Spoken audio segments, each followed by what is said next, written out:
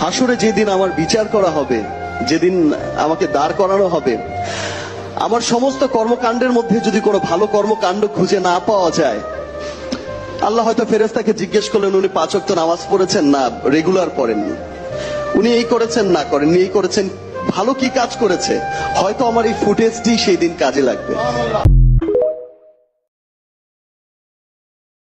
আমি এতিম হয়ে আল্লাহর কোরআন বুকে নিয়ে সকল মা বাবা ভাই বোনদেরকে অনুরোধ করে বলতেছি, এই ভিডিওটা বেশি বেশি করে শেয়ার করে দিবেন।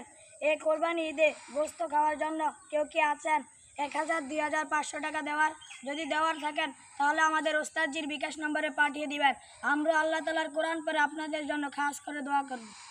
নাম্বারটি হলো 018321658887।